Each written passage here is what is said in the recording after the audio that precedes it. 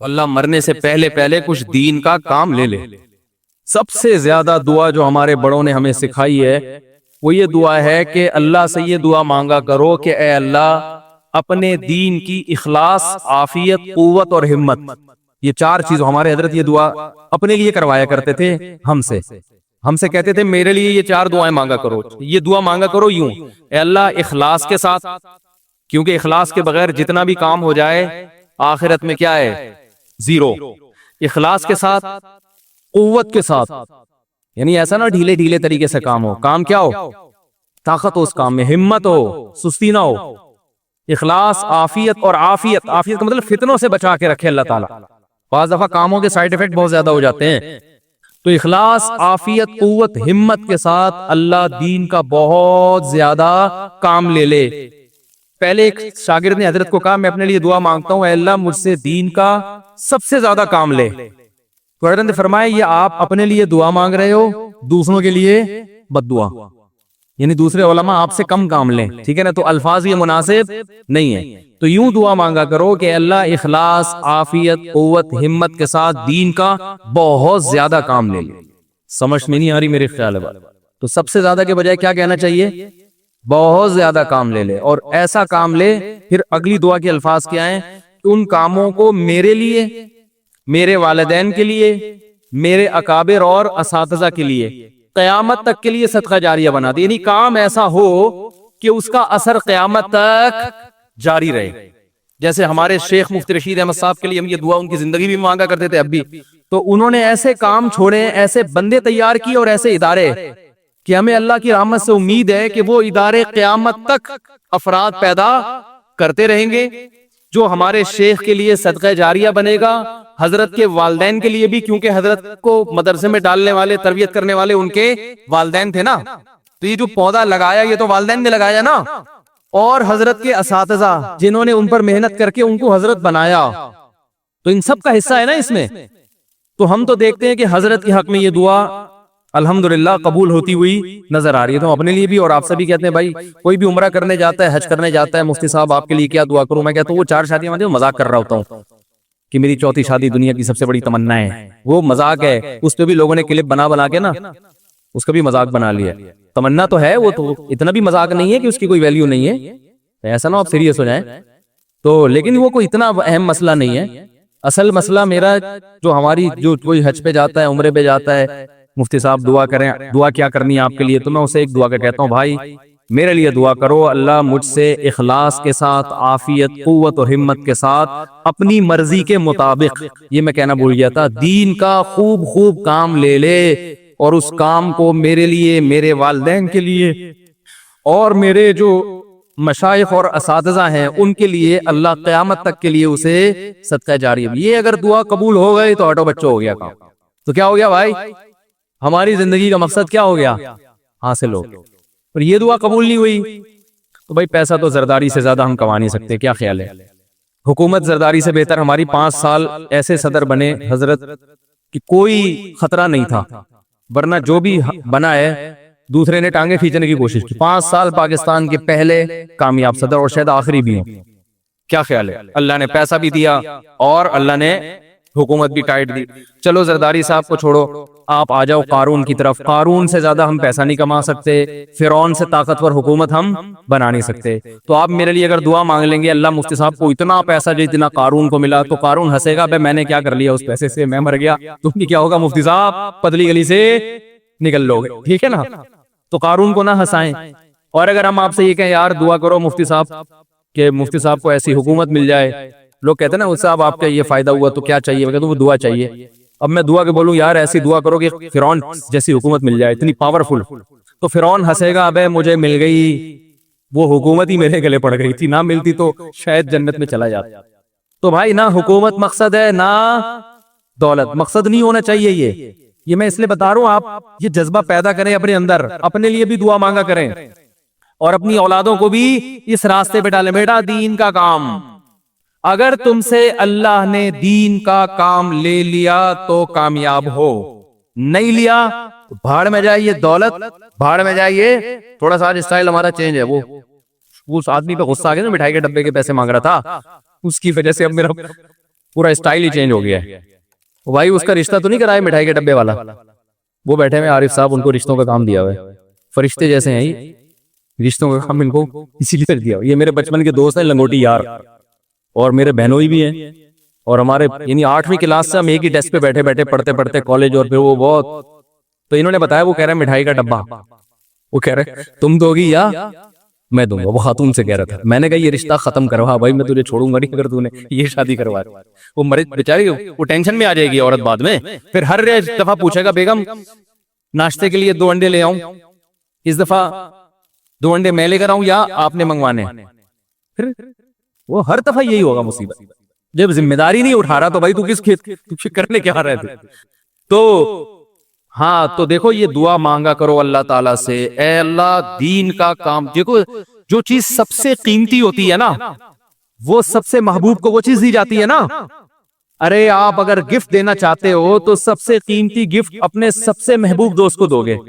تو یہ جو دنیا جب اللہ نے بنائی اور انسانوں کو بھیجنا شروع کیا, آدم علیہ السلام سے لے کے قیامت تک آخری جو انسان آئے گا, کسی کو اللہ نے حسن و جمال دیا, کسی کو اللہ نے صحت دی. قوم عاد اور قوم سمود کو صحتیں بڑی, کھجور کے تنوں جیسے تو ان کے قد ہوا کرتے تھے.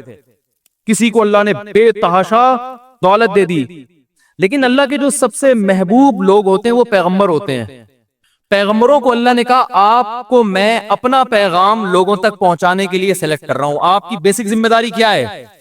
کیا آپ میرا پیغام لوگوں تک, بولو نا بھائی, پہنچائیں گے.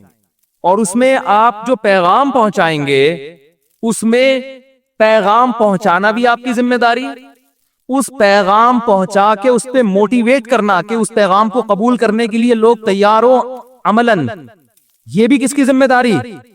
بولو نا, آپ کی.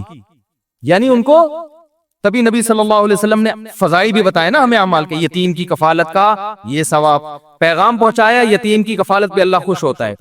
موٹیویٹ کیا مختلف طریقوں سے, خود یتیم کو پالا آپ صلی اللہ علیہ وسلم نے, بیوہ عورت سے نکاح کر کے یتیم بچے پالے. یہ کیا کر رہے ہیں؟ موٹیویٹ کر رہے ہیں, اور وعیدیں سنا رہے ہیں کہ یہ عذاب ہے اور یہ ثواب ہے. تو یعنی عمل پہ ابھارنا بھی پیغمبر کی ذمہ داری. اور تیسری ذمہ داری قانون بتانا کہ یہ حلال ہے اور یہ حرام. تو علماء کی 3 ہی ذمہ داریاں ہوتی ہیں. اللہ کا قانون, بیسک تو 2 بنتی ہیں, اللہ کا قانون بتانا کہ یہ حلال ہے یہ حرام, اور اس قانون پہ کیا کرنا؟ موٹیویٹ کرنا. اس موٹیویشن میں جو اعتراضات ہیں اہل باطل کے, ان کے جوابات بھی آ گئے. جو اسلام پر اعتراضات ہوتے ہیں, مسائل پر اعتراض, وہ سب چیزیں. تو دیکھو جس کو یہ صفت حاصل ہو گئی نا, تو یہ اس سے بڑی خدا کی قسم کامیابی کوئی نہیں ہے, کیونکہ یہ کام اللہ پیغمبروں سے لیتا ہے, پیغمبروں سے. سمجھتے ہو کہ نہیں سمجھتے؟ تو اب کیا ہے کہ پیغمبروں سے اللہ کو محبت سب سے زیادہ, لہذا پیغمبروں میں قدر مشترک کیا ہے کہ اللہ کا پیغام پہنچائیں گے بھی اور اس پہ لوگوں کو کھڑا کرنے کی کوشش بھی کریں گے. صرف پہنچائیں گے نہیں, پہنچانا ہوتا نا تو ایسے پڑھ کے چلے جاتے, بھائی یہ بھی ہے یہ بھی ہے, قانون کی کتاب ہے یہ پڑھ لینا خود ہی جا کے. کو موٹیویٹ کرنا بھی.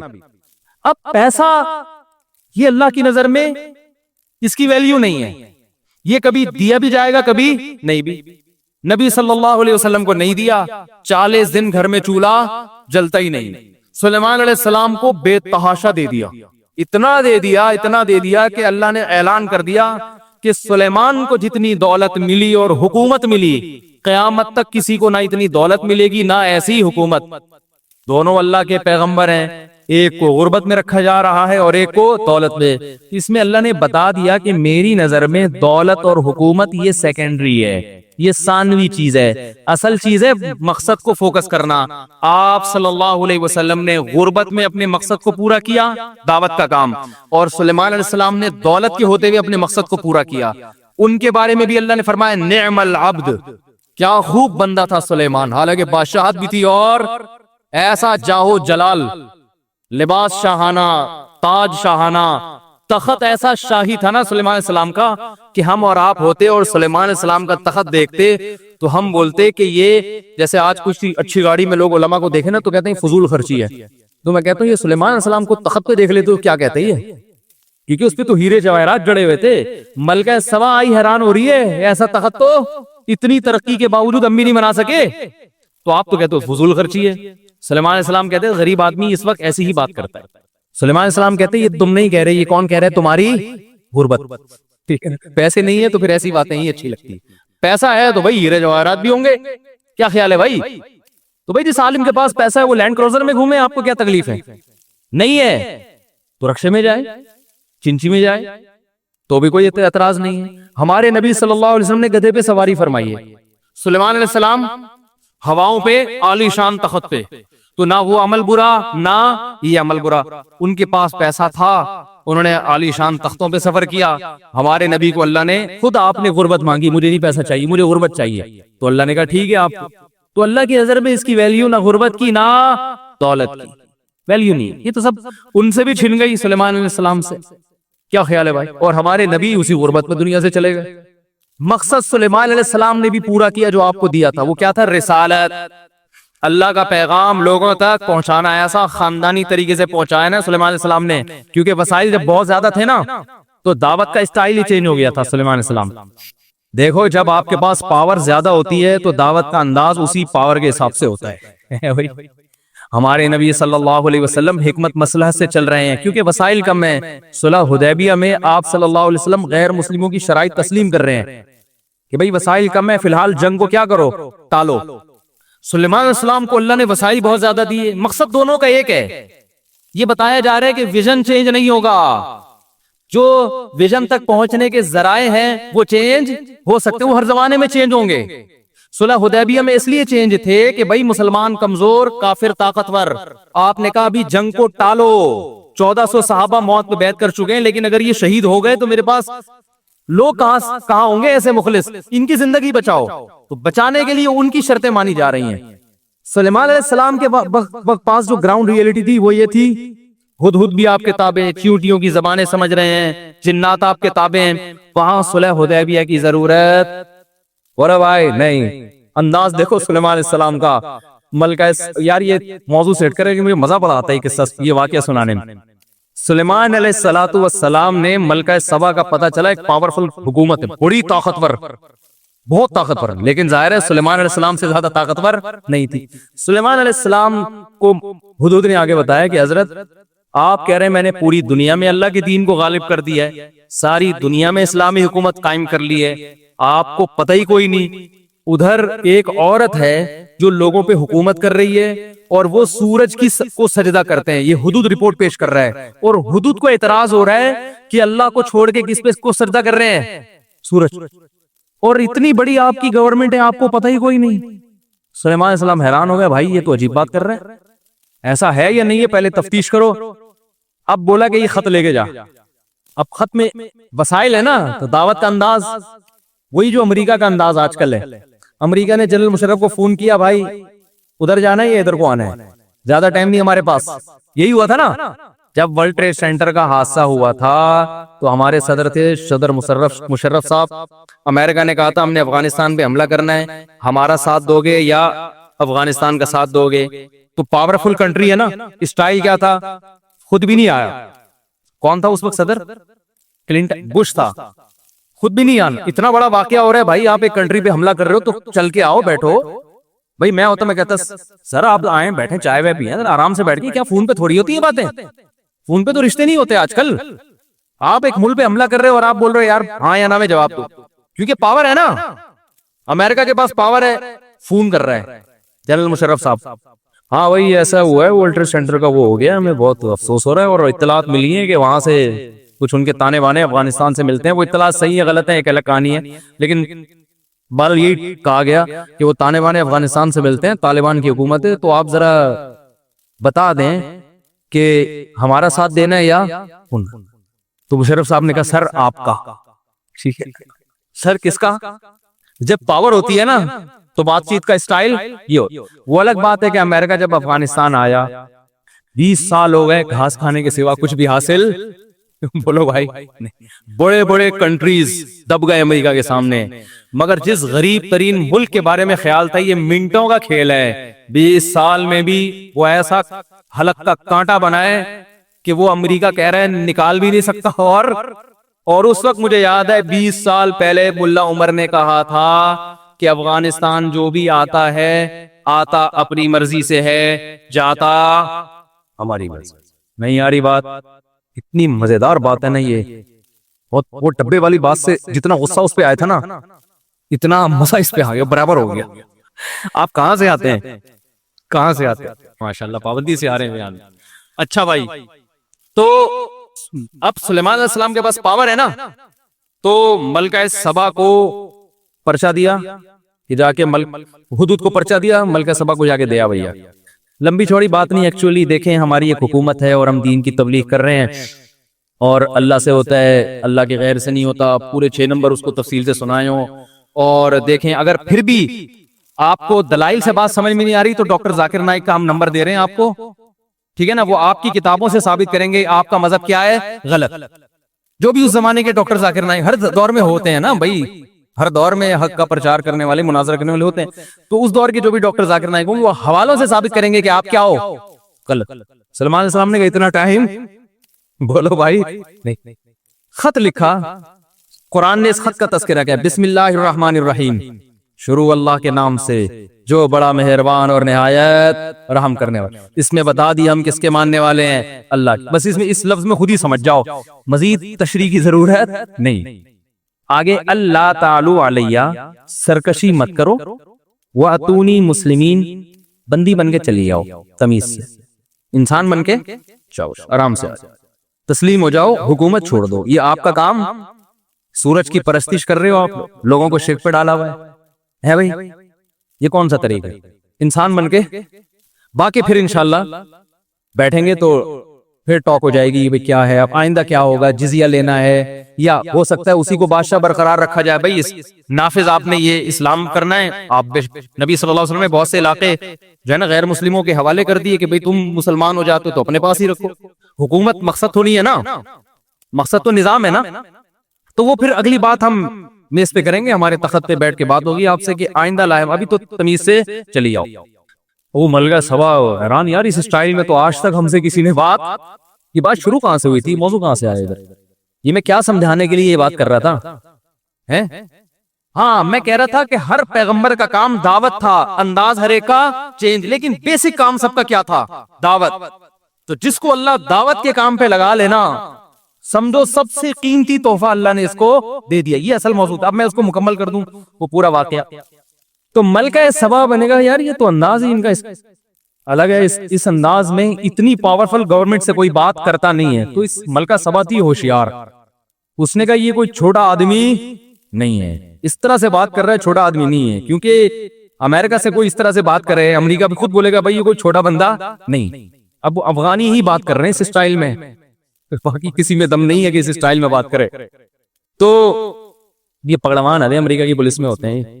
تو ملکہ سبا نے درباری جمع کی، اپنے جتنے مسٹنڈے تھے نا بڑے بڑے سب کو بلایا، کہنے لگی بھائی یا ایھا الملأ انی القی الی کتاب کریم، میرے پاس ایک لیٹر آیا ہے لیکن ہے بڑے عزت دار آدمی کا لگ رہا ہے، کوئی چھوٹا موٹا آدمی نہیں ہے، اور اس شروع ہو رہا ہے بسم اللہ الرحمن الرحیم، اللہ جو بڑا مہربان اور نہایت رحم کرنے والا، مضمون بڑا پاکیزہ ہے، خدا کی طرف دعوت دے رہا ہے، یعنی وہ گویا بزبان حال، ذہین تھی نا سمجھ گئی، بزبان حال وہ یہ کہہ رہے مجھے حکومت کی لالچ نہیں ہے، میں کس کی طرف دعوت دے رہا ہوں، اللہ کی، صحیح ہے نا، نظریاتی حکومت ہے ہماری، وہ نہیں کہ جس کی لاٹھی اس کی بھینس، یہ سب پیغام بسم اللہ میں چھپے ہوئے تھے جو ملکہ سبا سمجھ گئی۔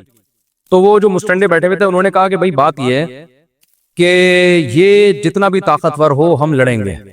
ملکہ سبا نے کہا دیکھو ان الملوک اذا دخلوا قریۃ افسدوها، بادشاہ لوگ جب کسی بستی میں آتے ہیں نا، اگر ان کو فتح ہو گئی تو بستی کا بیڑا غرق کر دیتے ہیں اور عزت دار لوگوں کو ذلیل کر دیتے ہیں، جواب دینے میں جلدی مت کرو۔ لڑائی کا آپشن یہ آپشن بی ہے، ٹھیک ہے نا، آپشن اے۔ اچھا کہنے لگے لیکن فیصلہ جو تو کرے گی وہی ہوگا۔ اس سے ہی بھی پتا چلتا ہے کہ وہ حکومت اتنی پاورفل اس لیے تھی کہ وہاں لوگ مشورے دیتے تھے، تھوپتے نہیں تھے۔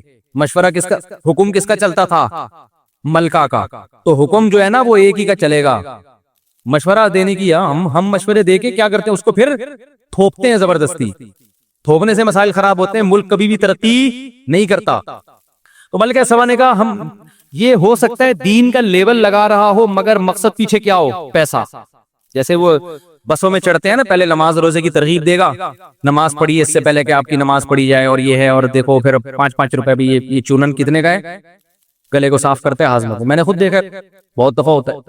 دین کا لیبل لگا ہوا ہے, مقصد کیا ہے؟ دکان چلانا. تو ملکہ سبا کو خیال ہوا بھائی اگر یہ جھوٹا آدمی ہے معاذ اللہ, لیبل اللہ الرحمن رحیم کا لگا ہوا ہے, مقصد اس کا ہے کہ لالچ, یہ چاہ رہے ہماری حکومت پہ قبضہ کر کے وسائل بڑھ جائے, تو اس کو اتنے قیمتی ہدیے دو, مقصد پیسہ ہے تو ہدیہ دیکھ کے یہ اپنی دعوت سے پیچھے ہٹ جائے گا. بھائی آج آپ نے تو اتنے ماشاءاللہ ہمارا خیال کیا, بس ہر مہینے ایسے 2-4 اور بھیج دیا کریں. جیسے وہ جج کو کہا تھا نا وکیل نے کہ میرا موکل جو ہے نا اس کے دلیل قانون کی کتاب کے صفحہ نمبر 350 پہ ہے. جج نے جب 350 نمبر کھولا تو اس پہ 5000 کا نوٹ تھا.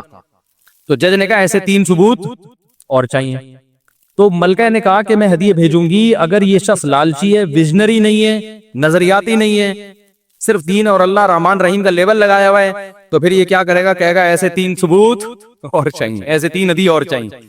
تو ملکہ سبا نے خاندانی قسم کے ہدیے بھیجا. اس زمانے کے جو ہیرے جواہرات جو کوئی دیکھ کے آنکھیں کسی کی کھلی رہ جائیں, ملکہ سبا نے بھیجے. بولے پہلے چیک کرو. سلیمان علیہ السلام کے پاس جیسے ہی ہدیے لے کے آیا نا, سلیمان علیہ السلام نے کہا اتمیتوننی بمال, پیسوں کی لالچ دے رہے ہو ہیں. اور جا کے اس قاصد کو بولا کہ ملکہ کو جا کے بول خدا نے جو مجھے وسائل دیے ہیں تو نے خواب میں بھی وہ نہیں دیکھے ہوں گے. ارجع الیہم, چلو پتلی گلی سے نکل. پہلا لیٹر گیا تھا انسان بن کے چلی آؤ, دوسرا لیٹر جا رہا ہے فلناتینہم بجنود لا قبل لہم بہا, کہ اب اگر نہیں آئی تو اب لیٹر نہیں آئے گا, ایسا لشکر آئے گا کہ وہ پیچھے مڑنا نہیں جانتا, لشکر آئے گا. ملکہ سبا نے کہا بھائی یہ کوئی اور کہانی, آ گئی انسان بن کے. تو اب اس سے ہمیں یہ بھی سبق ملتا ہے کہ دعوت کا کوئی ایک طریقہ اسلام میں متعین نہیں. گراؤنڈ ریئلٹی, اپنے وسائل, سامنے والے کی حالت, ہر لحاظ سے ہر آدمی کے لیے دعوت دینے کا طریقہ مختلف. مولانا طارق جمیل صاحب دامت برکاتہم جب گئے نا وہ ٹی وی فلم ایکٹر کو دعوت دینے کے لیے گئے, دعوت دینے تھے, 2 گھنٹہ میٹنگ میں کوئی دین کی بات ہی نہیں کی. لوگ کہہ سکتے ہیں کہ یار یہ کیا, گئے دعوت دینے کے لیے اور بات دین کی نہیں. طریقہ ہے, سمجھ رہے ہیں, آپ کو پتا ہے اگلے کا ظرف ابھی اتنا نہیں ہے کہ وہ دین کی بات سن لے گا, تو اس میں بس بیٹھ کے گپ شپ لگا کے آ جاؤ, تھوڑی محبت پیدا کر لو, انسیت پیدا کر لو. تو ہر شخص کے لیے ہر ایک کے لیے الگ ہے یہ. تو اب کیا ہے, لیکن کام اللہ کی نظر میں سب سے خاندانی کیا ہے, دعوت. تبھی قرآن کہتا ہے کہ اے نبی, آپ نبی صلی اللہ علیہ وسلم جب دعوت دیتے تھے نا مخالفت بہت ہوتی تھی. تو پہلے کبھی دھمکیاں دی قتل کی, پھر لالچ دی. ایک دفعہ تو لالچ دینے پہ یہاں تک آئے کہنے لگے اے محمد صلی اللہ علیہ وسلم, اگر آپ چاہتے ہو کہ عرب کی خوبصورت ترین عورتوں سے آپ کا نکاح کرا دیں, ہم عرب کی خوبصورت ترین عورتوں سے آپ کا نکاح کرا دیں گے, آپ کے پاؤں میں سونے اور چاندی کے انبار لگا دیں گے, آپ اپنی دعوت سے باز آ جاؤ. تو نبی صلی اللہ علیہ وسلم نے کیا فرمایا تھا, اگر میرے ایک ہاتھ میں چاند اور ایک ہاتھ میں سورج رکھنے پھر بھی نہیں آؤں گا, ٹھیک ہے نا, کیونکہ مجھے پیسے کمانے کے لیے تھوڑی بھیجا گیا ہے. جو مقصد ہے اس پہ کمپرومائز نہیں ہوگا, مقصد پہ کمپرومائز نہیں ہوگا. تو یہ ہے قیمتی چیز جو اللہ پیغمبروں کو دیتا ہے. بھائی مقصد لوگوں کو اللہ کی طرف بلانا, دین کا کام کرنا ہے. تو میں یہ جو اتنی تقریر کر رہا ہوں نا, یہ سمجھانے کے لیے کہ اس قیمتی چیز کو اللہ سے مانگا کریں کہ اللہ ہمیں بھی اس میں کچھ حصہ عطا فرما. دین کا کام لے لے. آپ سے اگر عمر گزر گئی ہے, اولاد کے لیے دعا کریں. کسی بچے کو تو عالم بناؤ یار, سارے ہی کما رہے. میرے شیخ حضرت مفتی رشید احمد صاحب رحمہ اللہ, پہلے میں یہ موضوع مکمل کروں ذرا, کہاں تک بات پہنچی تھی کہ آپ صلی اللہ علیہ وسلم کو انہوں نے یہ سارے آپشن دیے. تو اللہ کے کو قرآن میں اللہ نے اپنے نبی کو کہا کہ آپ ان سے کہہ دیجئے قل ہادہ سبیلی, اے نبی آپ ان سے کہہ دیجئے یہ ہے میرا راستہ, ادعو, وہ کیا ہے, قل ہادہ سبیلی ادعو الی اللہ, میں لوگوں کو اللہ کی طرف بلاتا ہوں, میرا کام یہی ہے. تو میرا تو بیسک کام ہی یہی ہے, تو میں اپنا کام ہی چھوڑ دوں گا تو پھر میرے آنے کا مقصد کیا؟ میرا کام پیسے کمانا نہیں ہے, عرب کی خوبصورت ترین عورتوں سے شادیاں کرنا, یہ سب کام ہے, ضمناً ہوں گے. نبی نے نکاح بھی کیے, ان میں خوبصورت سے بھی کیے, سرداروں کی بیٹیوں سے بھی کیے, بیوہ سے بھی کیے, کوانی سے بھی کیے. یہ اصل مقصد نہیں تھا, اس لیے ہم بھی کرتے ہیں, لیکن ہمارا اصل مقصد شادیاں نہیں ہے. سمجھ میں آ رہی, نہیں آ رہی سمجھ میں؟ لوگ سمجھتے ہیں وہ سب پیدا ہی دنیا میں شادیاں کرنے کے لیے ہوں. تو یہ اصل نہیں ہے، اصل تو دین کا کام ہے بھائی، اللہ ہم سے وہ لے لے اور یہ جذبہ پیدا کر دے ہمارے اندر، باقی وہ بھی ہوتا رہے گا، آپ کے کہنے سے میں رکوں گا تھوڑی، وہ بھی ہوتا رہے گا دوسرا والا کام۔ تو اب کیا ہے، ہادی سبیلی ادعو الی اللہ، کیا زبردست آیت ہے، نبی آپ ان سے کہہ دیجئے یہ ہے، ہادہ اشارہ کر کے یہ ہے میرا راستہ، واضح بتا رہا ہوں یہ سامنے، ادعو الی اللہ، میں لوگوں کو اللہ کی طرف بلاتا ہوں، علی بصیرت، مکمل بصیرت کے ساتھ، مکمل کانفیڈنس کے ساتھ، یعنی مجھے اس میں تردد نہیں ہے۔ بعض دفعہ ایک آدمی کسی چیز کی طرف بلا رہا ہوتا ہے، خود اسے شک ہوتا ہے پتہ نہیں میں صحیح بھی ہوں کہ نہیں ہوں، تو میں پورے کانفیڈنس کے ساتھ علی بصیرت، مجھے اپنے برحق ہونے کا 100% یقین ہے، انا، میرا بھی یہ کام، ومن اتبعنی، اور جو مجھے فالو کرتے ہیں ان کا بھی یہ کام۔ تو بھائی آپ لوگ نبی کو فالو کرتے ہیں، ہم سب فالو کرتے ہیں کہ نہیں کرتے؟ جس سے بتایا ہمارا بھی بیسک کام کیا ہے، دعوت ہے بھائی، دین خود بھی چلنا دوسروں کو بھی چلانا۔ تو یہ کام تو ہم، کسی سے آپ پوچھو تمہارا اصل کام کیا ہے، کہہ رہے اصل میں تو میں گولے گنڈے کی ریڈی لگاتا ہوں، اصل میرا تو یہ کام ہے، باپ دادا سے یہ چلا آ رہا ہے، اور کیا، ہاں کبھی کبھار سیروزہ بھی لگا لیتا ہوں، دعوت کے کام پہ بھی چلا جاتا ہوں۔ آپ اصل میں کیا، اصل میں تو میں ڈاکٹر ہوں، لوگوں کا علاج ہی میرا اصل کام ہے، اور وہ علاج کیوں کرتے ہو بھائی؟ وہ بھی دین کے لیے نہیں، پیسے کمانے کے لیے، اصل تو میرا بزنس یہ ہے۔ باقی کیا، باقی یہ ہے کہ کبھی کبھار اچھی بات بھی لوگوں کو بتا دیتا ہوں، اس سے تھوڑا سا خیر پھیل جاتی ہے معاشرے میں۔ تو ہمارا اصل کام جو تھا وہ سیکنڈری ہو گیا، وہ دوسری سم ہے۔ پہلی سم جو ہے نا ہماری، جس پہ 4G چلتا ہے، وہ کیا ہے؟ وہ اپنا پیشہ ہے بھائی، پیشے کو سیکنڈری کر دو اور دعوت کو کیا کر دو اصل۔ اس کے لیے پیشہ چھوڑنے کی ضرورت نہیں ہے، اسی میں ہی دعوت کا کام کر لو، اس کے علاوہ بھی کرو سیکھنے کے لیے، اور اسی میں بھی ایسے لوگ ہیں، میں نے دیکھا ہسپتالوں میں بڑے ڈاکٹر ہیں، وہی ماشاءاللہ اتنا کام کیا، سارے ڈاکٹروں کو جماعت کی نماز کا پابند بنا دیا انہوں نے۔ ادھر ایوان تجارت میں ایک ڈاکٹر صاحب، 1 سال پہلے کی بات ہے، ہاسپٹل ہے وہاں باجماعت نماز ڈاکٹروں کی ہو رہی ہے۔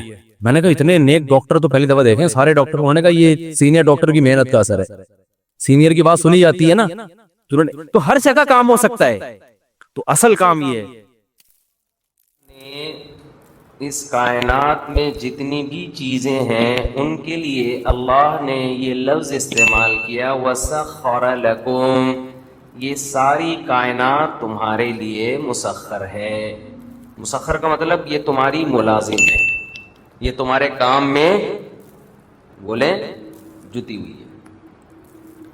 اتنی بڑی بڑی چیزیں اللہ نے بنائی نا، سورج کتنا بڑا بنایا، کتنا عالی شان، اس کو بھی کہا وَسَخَّرَ لَكُمُ الشَّمْسَ وَالْقَمَرَ، یہ بھی تمہارا ملازم ہے۔ سورج بھی کس کی خدمت میں ہے؟ بولو تمہاری۔ اب ان کی اپنی نہیں چلے گی، دیکھو اپنی اس کی چلتی ہے جس کے پاس سوچنے کے لیے کھوپڑی ہوتی ہے۔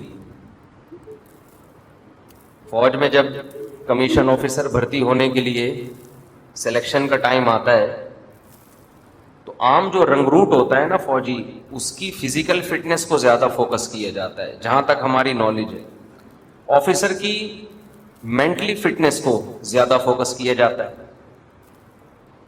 ISSP کا جو امتحان ہے اس میں آپ کے دماغ کا ٹیسٹ زیادہ لیا جاتا ہے، ایسے ایسے سوال پوچھے جاتے ہیں۔ ایک صاحب نے مجھے کہا ایئر فورس میں وہ کمیشن آفیسر بھرتی ہونے کے لیے گئے، انٹرویو میں ان سے پوچھا گیا کہ تمہاری کوئی بہن ہے؟ انہوں نے کہا ہاں ہے۔ کہا میں شادی کرنا چاہتا ہوں۔ جو خر دماغ ہوگا ایک دم کھوپڑی اس کی گھوم جائے گی نا، وہ تم نے مجھے یہاں فوج میں بھرتی کرنے کے لیے بلایا ہے یا بہنوں کے رشتے مانگنے؟ یہ کھوپڑی گھومنا اس کی علامت ہوتی ہے کہ یہ آفیسر بننے کے قابل، بولو نا یار کیا ہو گیا، یہ نہیں ہے، یہ پھر ہر جگہ کھوپڑی ہی گھومتی رہے گی اس کی۔ ادھر سے دشمن ملک کا جہاز آئے گا، اس کی کھوپڑی گھوم جائے گی، کوئی پلاننگ کے بغیر جا کے اس کو اڑا دے گا، پتہ چلا اور دینے پڑ گئے۔ کھوپڑی اس کی گھومی، ایک جہاز کو ہٹ کرنا اس نے 25-30 ویسے ہی اڑا دیا۔ تو جس کی کھوپڑی گھومتی ہے وہ آفیسر بننے کے قابل، بولو پاس سے بات نکلتی ہے کیا کروں۔ یہ میں انٹرویو بھی مکمل کروں گا، اس نے جواب کیا دیا آگے سے، بڑا خاندانی جواب دیا۔ جواب تھوڑی دیر بعد میں، تاکہ اس سے پہلے کی باتیں آپ لوگ پھر میری توجہ سے سن لیں، یہ خوب سمجھ لیں۔ کھوپڑی گھومتی ہے نا جس کی بات بات پر، وہ قیادت اور لیڈرشپ کے قابل نہیں ہوتا. خوب سمجھ لیں، اللہ نے مرد کو گھر کا لیڈر بنایا کہ نہیں بنایا؟ سربراہ بنایا کہ نہیں بنایا؟ اگر اس کی کھوپڑی گھوم رہی ہے نا بار بار، یہ گھر چلانے کے قابل نہیں ہے، یہ طلاقیں دے گا، گھر تباہ کرے گا. کل کا کیس ہے، ایک صاحب آئے اور بتایا کہ بہنوئی نے کھڑے کھڑے بہن کو 3 طلاقیں دے دی. لوگ پھر بےچارے ٹینشن میں ہوتے ہیں، رو رہے ہوتے ہیں، گھر تباہ ہو گیا بہن کا، سسٹر کا. میں نے ان کو تسلی دی، میں نے کہا دیکھو آپ کا جو بہنوئی ہے، بات ذرا سی تھی اور منہ پہ کنٹرول نہیں، یہ دھڑ دھڑ نکال دی. اب جو اسلام پہ اعتراض کرنے والے لوگ ہیں نا، وہ تو بڑے آرام سے اعتراض کر لیتے ہیں کہ یار اتنا ہنستا بستا گھر بچے، 3 لفظوں پہ اسلام نے اس کو ختم کر دیا، 3 لفظوں پہ. لیکن آپ کو پتا ہے کہ اسلام کی حکمت کیا ہے اس میں؟ اسلام نے در حقیقت اس میں بتا دیا ہے کہ جو غصے میں زبان پہ کنٹرول نہیں کر سکتا، اس میں یہ ایبلٹی، یہ قابلیت ہے ہی نہیں کہ وہ گھر چلا سکے. گھر چلانا برداشت والے لوگوں کا کام ہے. تبھی تو قرآن کہتا ہے کہ وَمَن يَتَّقِ اللَّهَ يَجْعَل لَّهُ مَخْرَجًا، جو اللہ سے ڈرتا ہے. ڈرتے کا مطلب ان آیتوں میں کیا ہے؟ زبان پہ غصے کے وقت کنٹرول کرتا ہے، دھڑ دھڑ طلاقیں نہیں نکالتا. اللہ اس کے لیے مصیبتوں سے نکلنے کے راستے رکھتے ہیں. جو نہیں ڈرتا اللہ سے، بریکیں فیل ہیں اس کی، تو وہ اپنی جان پہ ظلم کرتے ہیں. تو میں نے ان سے کہا جس آدمی کو غصے میں اپنی زبان پہ اتنا بھی کنٹرول نہیں ہے کہ دھڑ دھڑ طلاقیں نکال دیں، کل اس سے کیا توقع کی جا سکتی ہے؟ کل وہ اس کا سر بھی پھاڑ سکتا ہے. آج بڑے آرام سے طلاقیں دے کے کہہ دیتے ہیں یار میں غصے میں پاگل ہو گیا تھا. بھئی تیرے ہاتھ میں بندوق ہوتی تو بندوق سے مار دیتا. بڑے آرام سے کہہ دیتا میں غصے میں بولو پاگل. تو میں نے کہا کہ یہ جو دھڑ دھڑ 3 طلاقیں نکال دیں، اب بڑے آرام سے گھننا بنا ہوا کہہ رہا ہے کہ یار مسٹیک، بائی مسٹیک، غصہ کہہ رہا ہے نا. کل یہی آدمی چاقو مار دے گا، کہے گا یار میں غصے میں کیا ہو گیا تھا، پاگل. اور ہو رہے ہوتے ہیں لوگ. کل یہی گولی مار دے گا اور غصے میں، اور کرتے ہیں لوگ. اب تو میڈیا اتنا فاسٹ ہو گیا ہے، سوشل میڈیا ہر چیز لوگوں کے سامنے لا کے رکھ دی. آپ نے کچھ وقت پہلے واقعہ نہیں دیکھا؟ معصوم دودھ پیتی بچی رو رہی ہے، باپ غصے میں آ کے اس کے گولی مار دیتا ہے. یہ ہو رہے ہیں واقعات. تو ایسا آدمی اگر غصے میں طلاقیں نکال دے اور شریعت کمپرومائز کا دروازہ بند کر دے، خدا کی قسم یہ زیادہ بہتر ہے، یہ زیادہ بہتر ہے بنسبت اس کے کہ کل یہ بیوی کے گولی مار دیتا، کل چاقو مار دیتا، کل منہ توڑ دیتا، اس کا بازو توڑ دیتا. اللہ کی حکمتوں اور مصلحتوں کو پورے طور پر اللہ کے علاوہ کوئی بھی نہیں سمجھ سکتا. ہمارا علم ناقص، ہماری نالج ناقص. اللہ جب قانون بناتا ہے تو ساری دنیا کو دیکھ کے بناتا ہے، کسی ایک شخص کے مفاد نہیں دیکھتا. اللہ میاں نے جو مرد کو گھر کا سربراہ بنایا اور اسے 3 فائر چیمبر میں ڈال کے دے دیے کہ اسی سے پتہ چل جائے گا کہ تو گھر بسا سکتا ہے یا نہیں بسا سکتا. اور یہ رائٹ عورت کو نہیں دیا کیونکہ وہ جذباتی ہوتی ہیں. ان کو اگر یہ رائٹ دے دیا جاتا نا دھڑ دھڑ طلاقیں، تو ہم سارے بیوہ ہو کے بیٹھے ہوئے ہوتے. ابھی حقیقت عورت کی یہ نیچر ہے، یہ ماہر نفسیات کہتے ہیں، صرف اسلام نہیں کہتا. وہ غصے میں ایک دم ہائپر ہوتی ہے. یقین نہ آئے خواتین کو غصہ آتا ہے جب میں ایسی باتیں کرتا ہوں، کیوں ہائپر ہوتے ہیں، ہم تو برداشت ہے. بھائی دیکھو، رونا پہلے کس کو آتا ہے؟ عورت کو آتا ہے. اس کا مطلب آپ ہائپر زیادہ ہیں اور زیادہ رونا آتا ہے اور وہ ختم بھی جلدی ہوتا ہے. میت پہ آپ دیکھ لیں، باپ کا انتقال جب ہو جائے تو بیٹیاں زیادہ رو رہی ہوتی ہیں، بیٹے کم. لیکن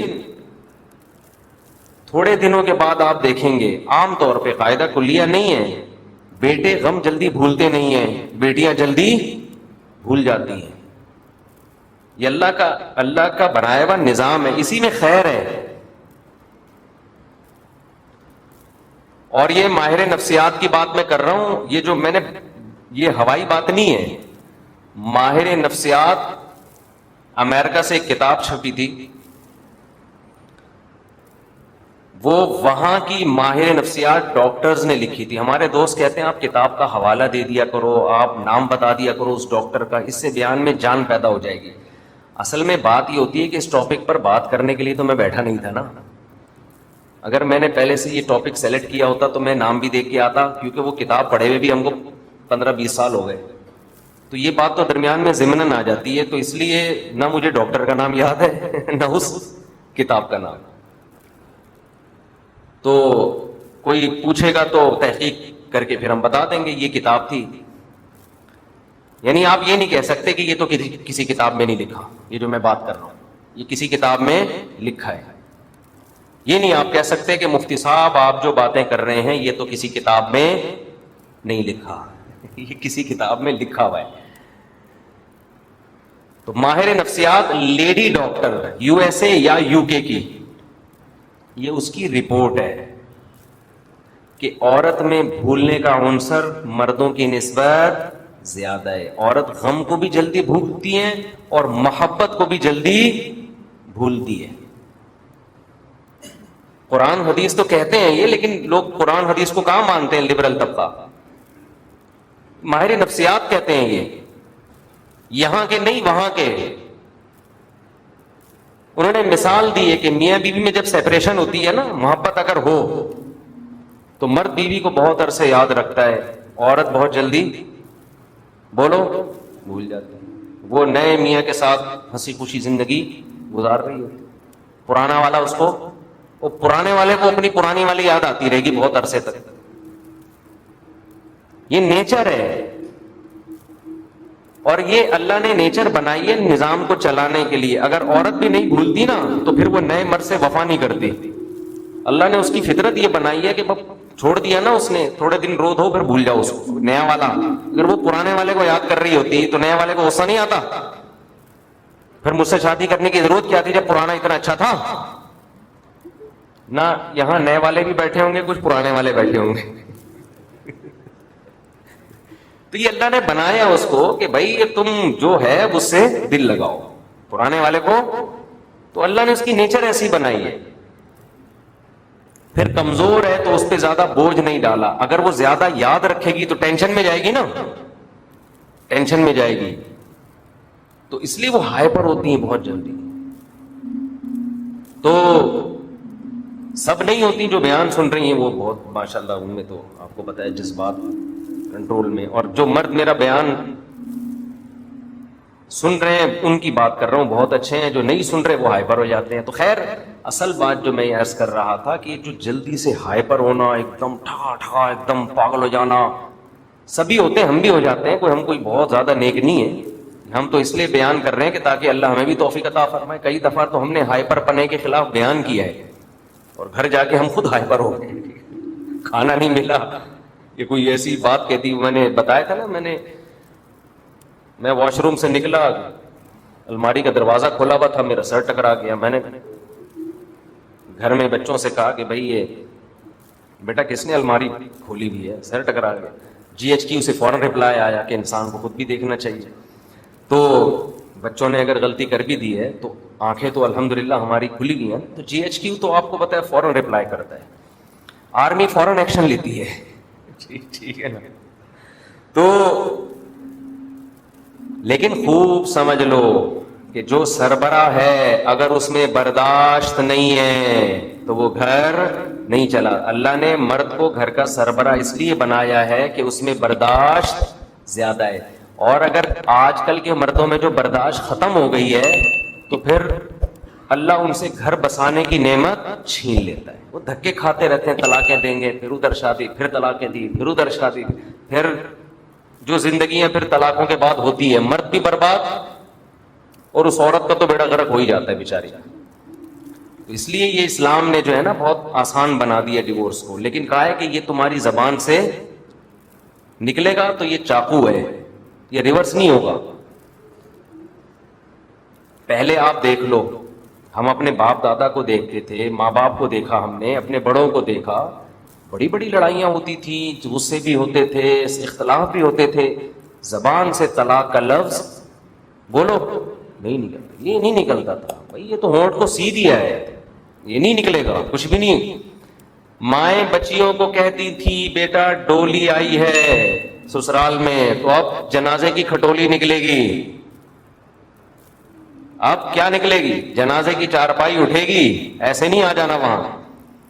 آج تو ایسے پاگل ہوئے ہیں یار, کھوپڑی گھومنے کو نا کمال سمجھا گیا ہے.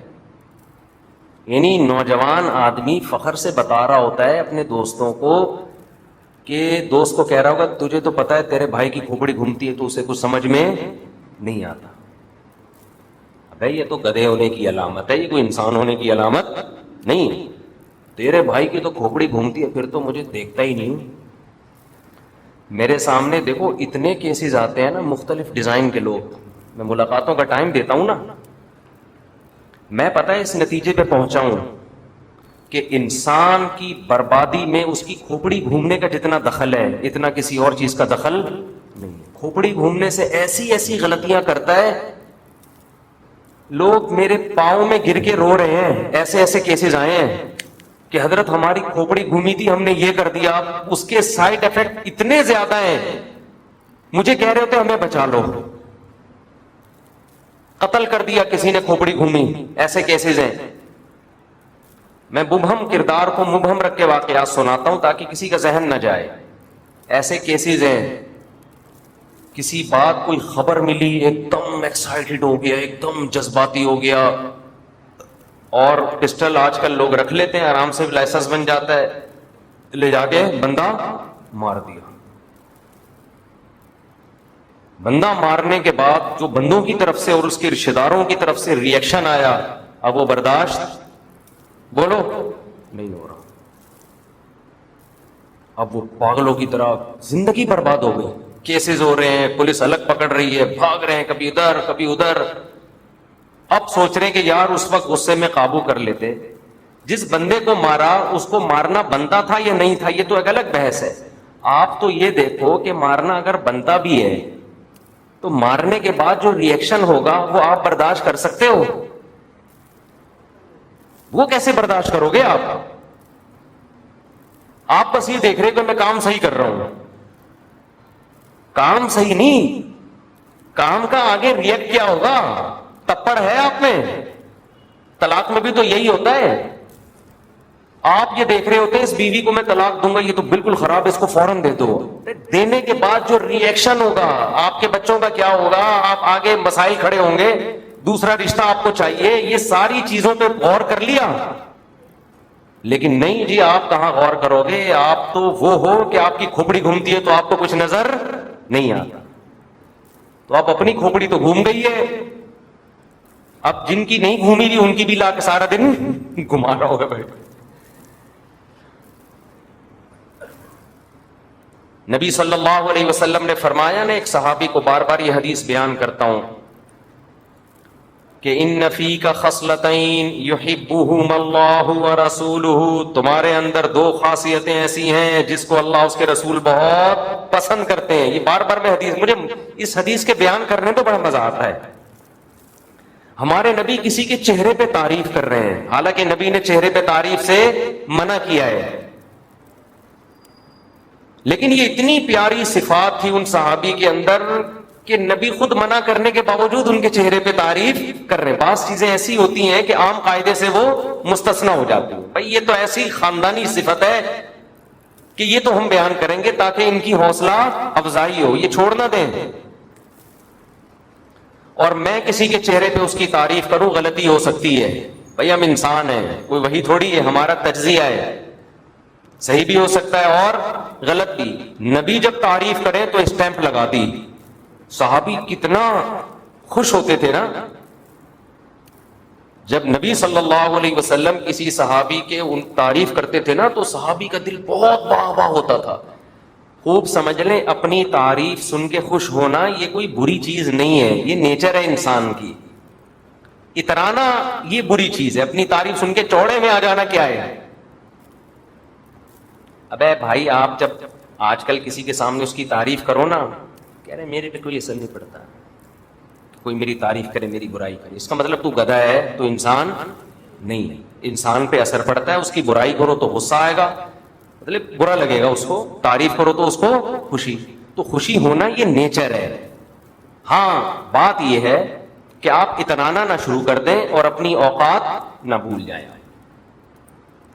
بعض دفعہ آپ کسی نے آپ کے سامنے تعریف کی، آپ نے یہ کوالٹی بہت اچھی ہے، اگر آپ میں واقعی ہے تو آپ بولو بھائی اللہ کا فضل ہے، اللہ کی دین ہے، اپنی اس نسبت کس کی طرف کر لو؟ اللہ کی طرف۔ اور دوسرا کام یہ کرو کہ اپنی برائیوں سے نظر نہ ہٹاؤ۔ آدمی اپنی تعریفیں سن کے اپنی خامیوں کو بھول جاتا ہے، یہ ایک خطرناک کام ہوتا ہے۔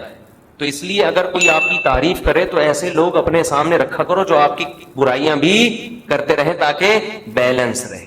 بیلنس تو بہت ضروری ہے نا، بیلنس ہی ختم ہو گیا کال کرنے کے قابل رہتے ہو آپ؟ یہ وہ والا بیلنس نہیں ہے، یہ دوسرا بیلنس۔ تو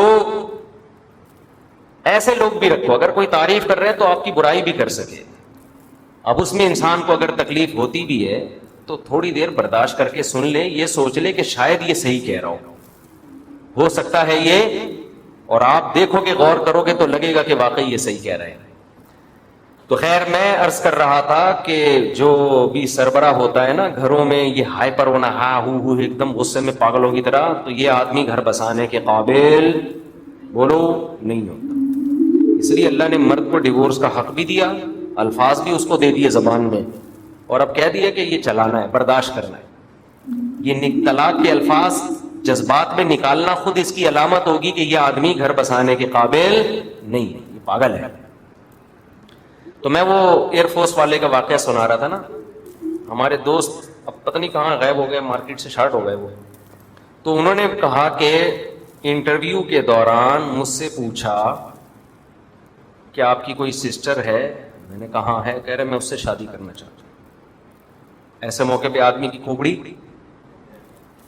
اگر کھوپڑی گھوم جاتی نا اس کا سلیکشن نہیں ہوتا۔ کھوپڑی کیسے گھومتی؟ وہ بھائی کیا باتیں کر رہا ہے، پاگل ہو گیا ہے مجھے ایئر فورس میں بھرتی کرانے کے لیے آئے یا میری بہن کی بارے میں باتیں کر رہے ہو؟ انہوں نے مجھے بتایا کہ میں نے ٹھنڈے پیٹوں اس کی بات کو سنا۔ میں نے کہا سر میں رشتہ دینے کے لیے بالکل ایگری ہوں، لیکن ہمارے خاندان میں ایک شرط ہے رشتہ دینے کی۔ اس نے پوچھا کیا شرط ہے؟ کہنے ہمارے یہاں وٹا سٹا ہوتا ہے۔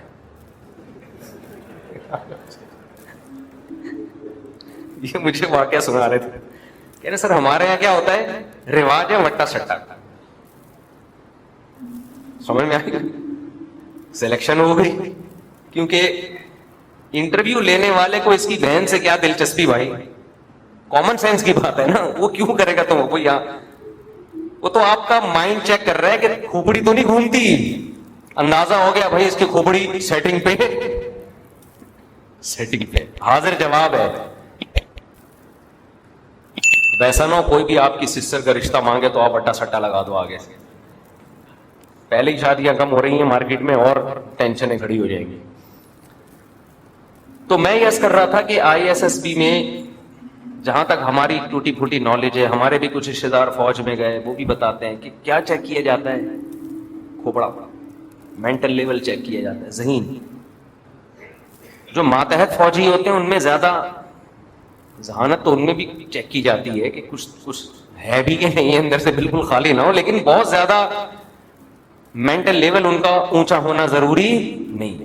تو اس سے اصول، دنیا کا بھی اصول، شریعت کا بھی اصول، کہ قیادت، لیڈر بننے کا حق کس کا ہے؟ جس کے پاس دماغ ہے۔ جانوروں کے پاس دماغ بولو نہیں ہے، ذہانت نہیں ہوتی۔ دماغ تو ہوتا ہے، ذہانت نہیں ہوتی ان کے پاس۔ کیا مطلب؟ وہ اپنی مرضی سے نہیں کرتے کچھ، جو آپ ان کو سکھا دو گے اس پہ سیٹ ہو جائیں گے،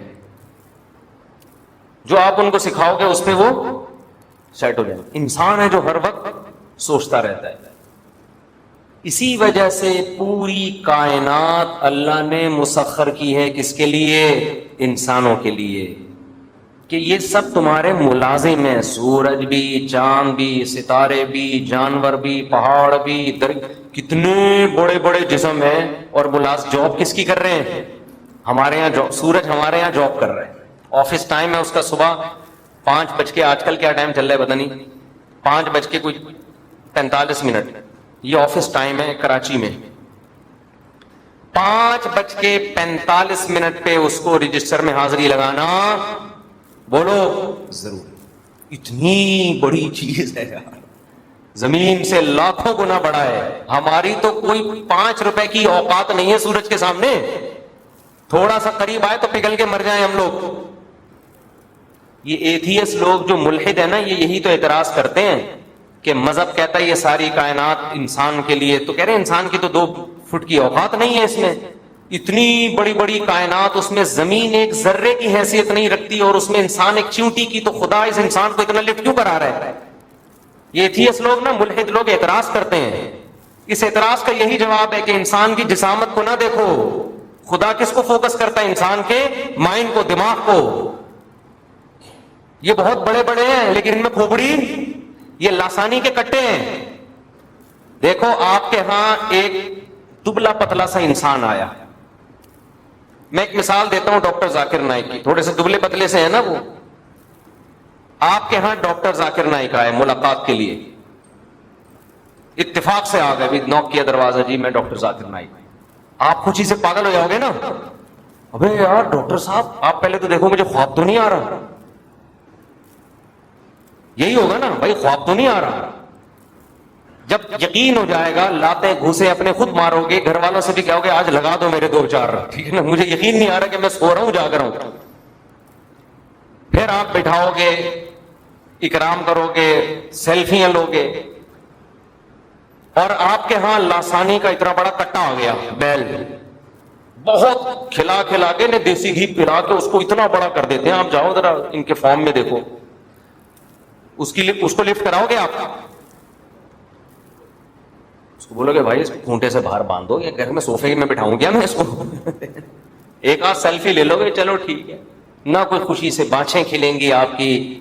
اب ایک آدمی کہہ رہے وہ ڈاکٹر صاحب جو اتنے دبلے پتلے سے، اتنے سے، ان کو تو اتنی عزت، اور یہ اتنا بڑا کٹا، اتنا موٹا، اس کی گردن اتنی موٹی، اور اس کے مسلز اتنے زبردست، اس کو تو آپ لفٹ ہی نہیں کرا رہے.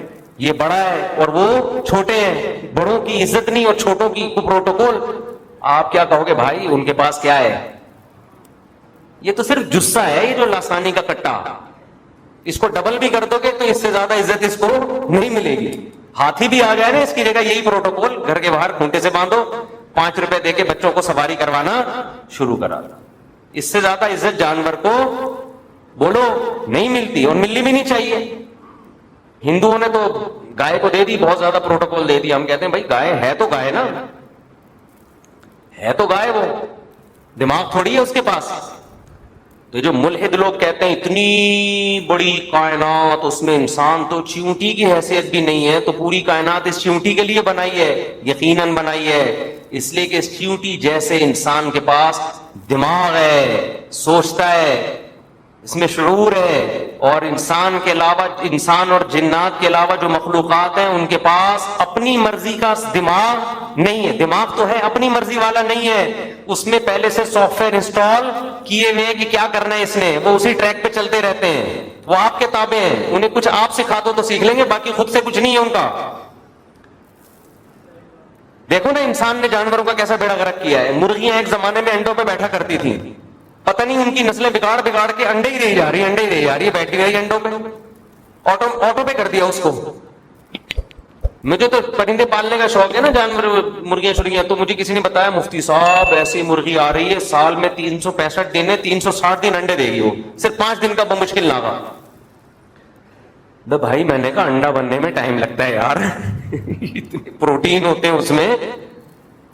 پہلے زمانے میں مرغی جب اپنے اسٹائل سے چلا کرتی تھی، 8 انڈے دیے، 10 انڈے دیے، 12 انڈے دیے. اب وہ کہتی چلو اب انڈوں پہ بیٹھو، ان سے چوزے نکالو، پھر میں ماں بنوں گی، پھر بچوں کو لے کے گھومیں گی. انسان کو مرغی کا یہ عمل بالکل بھی پسند بولو نہیں. انسان نے کہا مجھے راستے میں روز انڈا کھانا ہوتا ہے، اور یہ اعتکاف میں جا کے بیٹھ گئی. 21 دن تک یہ اعتکاف میں بیٹھی رہی. جیسے گھر میں کوئی بچہ نالائق ہوتا ہے نا, بعض دفعہ وہ اعتکاف میں اسی چکر میں بیٹھتا ہے کام کاج سے میری جان چھوٹ جائے. بعض تو اخلاص میں بیٹھ رہے ہوتے ہیں, بعض لے کہ 10 دن کی تو فرصت ملے گی, اور بعض میاں اعتکاف میں بیٹھے ہوئے ہوتے ہیں کہ چلو یار بیگم سے بھاگنے کا ایک بہت بہترین آپشن ہمارے پاس آیا ہے, اس لیے بھی اعتکاف میں بعض لوگ بیٹھتے ہیں. تو اب کیا تھا, انسان کو مرغی کا یہ عمل بالکل بھی پسند نہیں آیا کہ یہ 21 دن انڈوں پہ بیٹھے گی تو تیرا باپ انڈے دے گا اس دوران, انڈے کہاں سے لاؤں گا میں, بزنس کیسے ہوگا. انسان نے مرغی میں تصرفات کرنا شروع, ادھر کی نسل اٹھا کے اس سے کراس کیا ہوا, بالکل قوم خاندان امریکہ کی مرغی کو جاپان کے مرغے سے کراس کرا دیا, پھر جو نسل آئی اس کو تھائی لینڈ لے جا کے اس مرغی سے کراس کرا دیا, پھر وہاں مرغے بھی حیران ہے یار نئے نئے رشتے آ رہے ہیں, پتہ نہیں کہاں کہاں سے, ایسے تو ہم نے کبھی خواب میں بھی نہیں سنے. ایسی بریڈ لے کر آئے اور ایسی نسل لے کر آئے کہ مرغی گن پوائنٹ پہ کیا کر رہی ہے, انڈے پہ انڈا, کڑکی نہیں ہو رہی. ماں کی ممتا کا جذبہ اس سے نکال دیا. چوزے بھی بغیر ماں کے پیدا ہو رہے ہیں. ونس اپون اے ٹائم چوزے پیدا ہوتے ہی اپنی ماں کی باہوں میں آتے تھے, پروں میں گھستے تھے. اب چوزا بھی پیدا ہوتے ہی انکیوبیٹر میں پیدا ہو رہا ہے, وہ اس کے بعد کہہ رہا ہے پتہ نہیں نہ میرے باپ کا پتہ چل رہا ہے نہ مجھے میری ماں کا پتہ چل رہا ہے.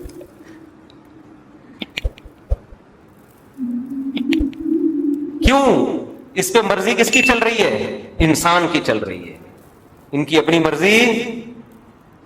یہ فارمی مرغی کو دیکھ لو یار, بڑی ہماری مرضی سے ہو رہی ہے.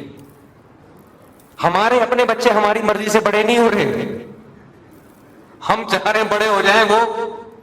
وہ میں اکثر بتاتا ہوں, میرے ایک آدمی نے ٹھگنی عورت سے شادی کر لی, چھوٹے قد کی خاتون سے. اب بچے اتنے سے نا, اب یہ دیکھ رہا ہے یار پچھلے سال اتنے تھے, اس سال بھی اتنے کے اتنے ہی ہیں, اسپیڈ ہی نہیں ہے ان کے بڑھنے کی. یہ تپتا رہتا تھا. ایک دن اس نے اپنی بیوی کو دیکھا, ان کو کھانا کھلا رہی ہے, بیٹا جلدی سے کھاؤ کھاؤ بڑے ہو جاؤ گے. یہ جل کے کہتا ہے یہ بڑے نہیں ہوں گے, یہ اتنے کے اتنے ہی رہیں گے. ان کے ساتھ کے پودے لایا تھا وہ بڑے ہو گئے ہیں. کہہ رہا مجھے تو ڈر ہے یہ اور چھوٹے نہ ہو جائیں کہیں. تو ہمارے اپنے بچے ہماری مرضی سے بڑے نہیں ہو رہے, مرغیاں ہماری مرضی سے. پہلے مرغی 6 مہینے میں اتنی, پھر 1 سال میں اتنی, 1.5 سال میں جا کے سال میں انڈے. اب آپ دیکھو مرغیوں میں کیا حشر کیا ہے, وہ اتنے سے پنجرے میں 6 مہینے میں اتنی بڑی وہ ہماری مرضی سے ہو رہی ہے. تو یہ میں اتنی لمبی چوڑی ڈیٹیل بار بار میری بیان کے بجائے تمہید میں ہی بہت ٹائم نکل جاتا ہے, تاکہ دماغ میں یہ بات اچھی طرح سے بیٹھ جائے کہ اس دنیا میں مقصود کائنات انسان ہے, جانور نہیں ہے. فوکس انسانوں کو کرو, جانوروں کو نہیں. وہ جانور پالو جو تمہارے فائدے کے ہیں, جو فائدے کے نہیں ہیں ان کو نہیں پالو. تو خیر عرض یہ کر رہا تھا میں کہ جانوروں کی اپنی کوئی لائف نہیں ہوتی, وہ ہمارے ملازم ہیں, وہ ہمارے غلام ہیں, ہم جیسا چلائیں گے ویسا وہ. اب دیکھو ہم نے کل اپنی 3 بطخیں کاٹ دی. 3 بطخیں میں لے کر آیا تھا, وہ گند بھی کر رہی تھیں, مرغیوں کے پانی میں گھس رہی ہیں. 1 ہفتے میں ہمیں اندازہ ہو گیا کہ بطخ کسی اور جانور کے ساتھ نہیں پالی جا سکتی, اس کو بالکل سیپریٹ انتظام. تو سیپریٹ تھا نہیں ہمارے پاس, تو ہم نے کہا جس سے خریدی ہے اس نے ہمیں پہنائی, ہم واپس اس کو پہنا دیں. تو وہ پہن نہیں رہا تھا واپس. تو پھر اب ہمارے پاس یہی حل تھا کہ ہم کاٹ کے ذبح کر کے کھا جائیں, یہی حل تھا نا. تو کیا یہ ظلم ہے؟ بولو بھائی. ترس تو آ رہا تھا ہمیں بھی یار بیچاری بطخیں, لیکن کیا کریں, اب کیا کریں اس کو. ان کو پال لو یا اپنے بچوں کو پال لو. گند کر رہی ہیں, بیٹیں اتنی بڑی بڑی, جہاں پانی نظر آ رہا ہے مرغیوں کا پانی بھی خراب کر رہی ہیں. تو میں نے کہا یار یا تو سیپریٹ انتظام اب نہیں ہے, یا تو ان کے لیے کوئی الگ پلاٹ خریدے جا کے آدمی, نہیں ہے تو پھر حل یہی ہے یہ ہماری خدمت کے لیے ہیں, ہم ان کی خدمت کے لیے نہیں ہے. ہم جو ان کی خدمت کر رہے تھے اپنے لیے کر رہے تھے, ہمارے کام کی نہیں ہے. میں نے لڑکوں سے کہا, میں سب کہہ رہے ماشاءاللہ بڑی اچھی بطخیں. میں نے کہا آج عصر کے بعد ان بطخوں کا جنازہ ہے. سب کو یہ کہہ رہے ہیں کیوں؟ میں نے کہا بس آج ان کا جنازہ ہے, کیونکہ ابھی ہماری خدمت نہیں کر رہی, اپنی خدمت ہم سے زیادہ لے رہی. جب جانور آپ سے خدمت لے اور آپ کو آؤٹ پٹ نہ دے تو اس کا حل کیا ہے؟ ذبح کر کے کھا جاؤ، اس کو پھینکو نہیں، ضائع نہ کرو. ذبح کر کے 3 چوپر بھرے میں، ایک تو پکا کے گلم کھا گئے. بطخ کا گوشت ہوتا بھی بڑا مزے کا ہے، فل آف پروٹین ہے، لیکن پکانے والا ہونا چاہیے، اس میں کیونکہ ہیٹ ہوتی ہے. تو ادرک لہسن ذرا صحیح طرح سے ڈال کے اس کی ہیٹ ختم کریں، مزہ نہ آئے پیسے واپس. تو میرے بھائی اصل اس کائنات میں کون ہے؟ اب تو جانوروں کو بھی مقصود بنا لیا ہے. آسٹریلیا میں گیا، وہاں اتنے بڑے بڑے ہسپتال الگ سے جانوروں کے کینگرو کوئی ٹکر ہو جائے تو اس کو آپ ہاسپٹل لے کے جائیں، اس کی ہڈی جوڑ. ٹھیک ہے، یہ کوئی غلط نہیں ہے.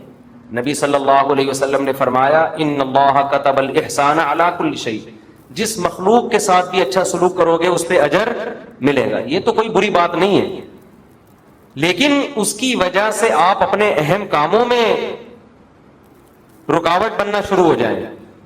یوٹیوب پہ ایک ویڈیو دکھائی، ایک بچی نے پورے کراچی سے جو جتنی یتیم اور بیوہ قسم کی بلیاں ہیں جو لاچار تھیں، ساری بلیاں لا کے گھر میں پال لی ہیں. بلیوں کا فارم بن گیا گھر کے اندر. ان کا کام یہ، کوئی بلی گاڑی کے نیچے آئی، ٹانگ ٹوٹ گئی، اس کو اٹھا کے گھر لاؤ، اس کی مرہم پٹی ہو رہا ہے. اب یہ جو آپ اپنی صلاحیتوں کو اس میں استعمال کر رہے ہو، یہ شریعت میں پسندیدہ کام نہیں. اس میں آپ کا ٹائم، آپ کا پیسہ اتنا صرف ہو رہا ہے، یہ پیسہ آپ انسانوں پہ صرف کرتے. چھوڑ دو بھائی اس کو، یہ فطرت کا حصہ ہے. کوئی بلی گاڑی کے نیچے بھی آئے گی، کوئی ٹانگ بھی ٹوٹے گی جو گٹر میں بھی، یہ چھوڑ دو اس کو.